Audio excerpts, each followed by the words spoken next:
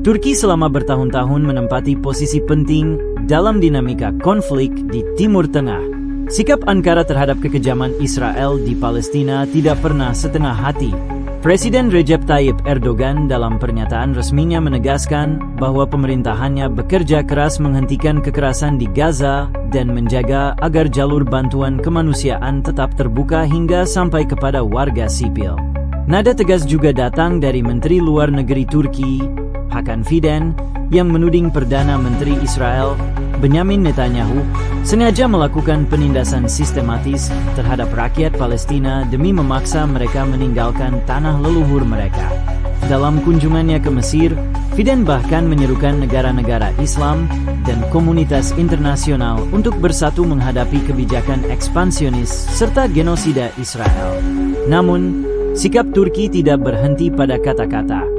Ankara menunjukkan kekuatan nyata melalui peluncuran rudal hipersonik Typhoon Block 4. Senjata ini mampu melesat lebih dari 5 kali kecepatan suara, hampir mustahil dicegat sistem pertahanan udara konvensional, memiliki jangkauan 800 km, serta mampu membawa hulu ledak serbaguna. Peluncuran tersebut mempertegas pesan, Turki siap menghadapi siapa saja yang mengancam kepentingannya.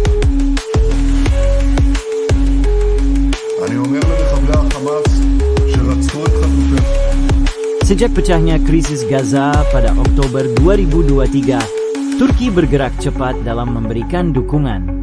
Kepala Otoritas Manajemen Bencana dan Darurat Turki, AFAD, Ali Hamzah Pehlivan, menjelaskan bahwa pemerintahannya secara rutin menyalurkan bantuan kemanusiaan ke Palestina.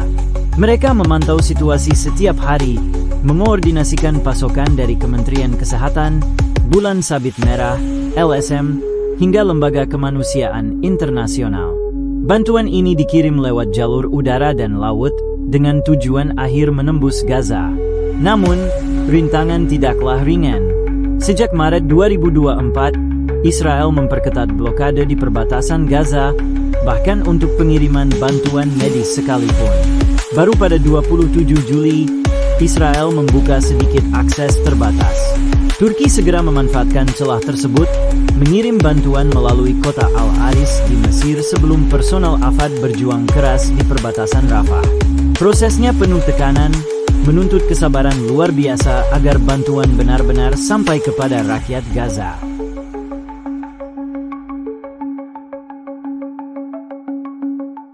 Dalam kurun 11 hari terakhir, sebanyak 178 truk bantuan dari Turki berhasil menembus jalur Al-Aris menuju Gaza. Isi muatannya sangat beragam: tepung, makanan siap saji, susu bayi, obat-obatan penting, perlengkapan medis, hingga kebutuhan kebersihan. Namun, itu baru langkah awal. Ankara telah menyiapkan konvoi besar berisi 500 truk tambahan yang membawa 60% bahan makanan dan 40% material bangunan, ditujukan untuk wilayah Gaza yang porak-poranda akibat serangan. Sejak Oktober 2023, jumlah bantuan Turki luar biasa besar. Data menunjukkan adanya 8 rumah sakit lapangan, 53 ambulans, 1.451 generator listrik, 351 kontainer hunian, 245 ton pasokan medis, 3 dapur keliling, puluhan ribu ton makanan, serta ratusan ribu perlengkapan darurat. Tak hanya itu, Turki bahkan mengirimkan lebih dari 1.000 mainan khusus bagi anak-anak Gaza, sebuah simbol kepedulian di tengah penderitaan.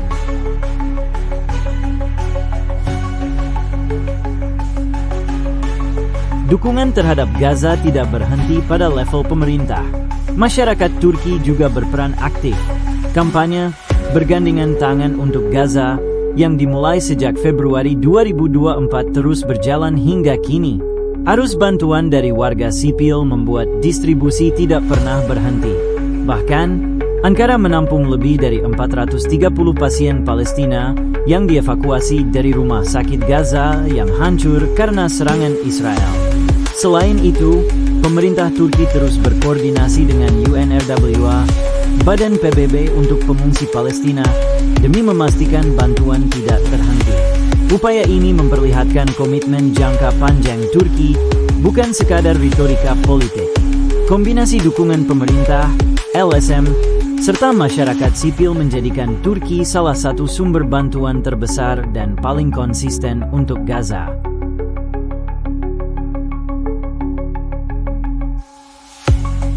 Selain isu Palestina, Turki juga aktif di medan konflik lain, khususnya Suriah. Dengan perbatasan sepanjang 911 km, Ankara sejak awal Perang Saudara Suriah tahun 2011 mendukung kelompok oposisi yang berusaha menggulingkan Presiden Bashar al-Assad.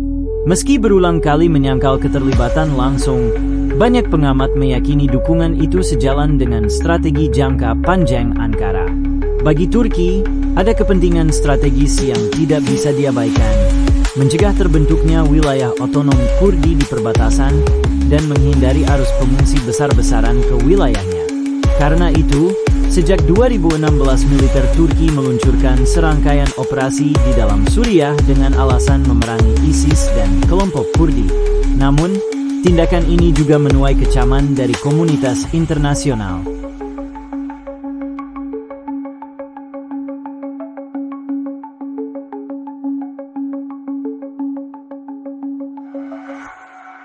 Operasi militer Turki di Suriah kerap menimbulkan kontroversi.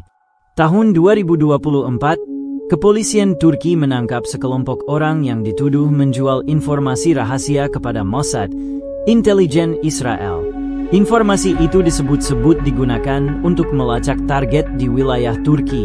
Operasi gabungan kepolisian dan MIT, Intelijen Nasional Turki, semakin menambah misteri keterlibatan Ankara dalam konflik regional. Peristiwa ini memperlihatkan posisi Turki yang kompleks. Di satu sisi, mereka tampil sebagai penolong kemanusiaan, namun di sisi lain, Ankara juga menunjukkan karakter agresif dalam percaturan militer regional. Hal ini membuat Turki berada di pusat perhatian dan sorotan dunia.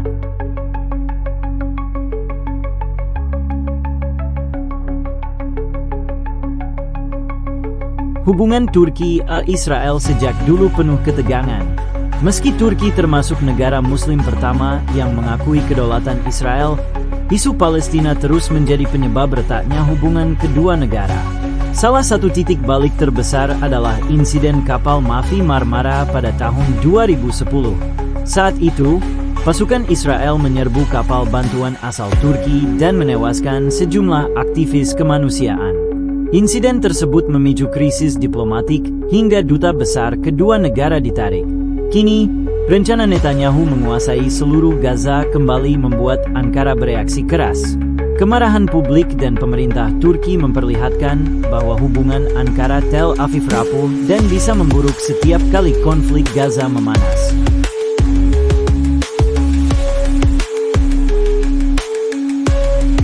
Di tengah situasi panas, muncul tuduhan bahwa dukungan Turki kepada Palestina tidak konsisten dan hanya bermuatan politik. Namun, Kementerian Luar Negeri Turki dengan tegas membantahnya. Mereka menyebut tuduhan itu sebagai fitnah bermotif politik yang sengaja dipelintir. Ankara menegaskan bahwa kebijakannya berpijak pada prinsip keadilan. Turki juga menyebut dirinya sebagai salah satu pengkritik paling keras terhadap Israel. Bukti nyatanya, politisi Israel terus menyerang Turki di forum-forum internasional.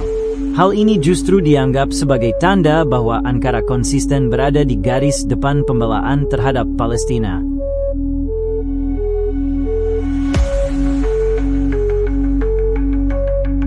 Komitmen Turki terhadap Palestina juga dibuktikan dengan kebijakan konkret. Sejak Mei 2024, Ankara memutus total perdagangan dengan Israel, menghentikan semua impor dan ekspor. Padahal sebelumnya hubungan dagang kedua negara cukup besar.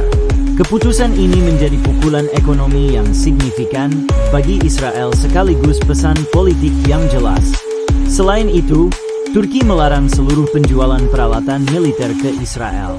Langkah ini menunjukkan bahwa Turki tidak sekadar mengutuk agresi Israel dengan kata-kata, melainkan bertindak langsung melalui sanksi nyata yang memengaruhi hubungan bilateral.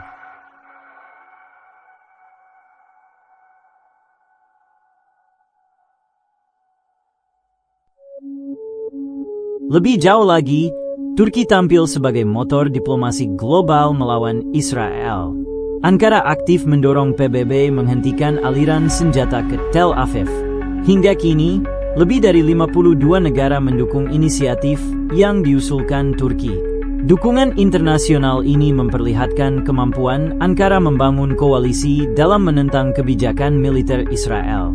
Bagi Erdogan, keberpihakan terhadap Palestina bukan hanya kewajiban moral, melainkan juga strategi geopolitik. Dengan langkah ini, Turki memperkuat posisinya sebagai negara yang disegani di Timur Tengah dan pemain penting di panggung global. Ankara ingin memastikan bahwa suaranya bukan hanya terdengar, tetapi juga berdampak.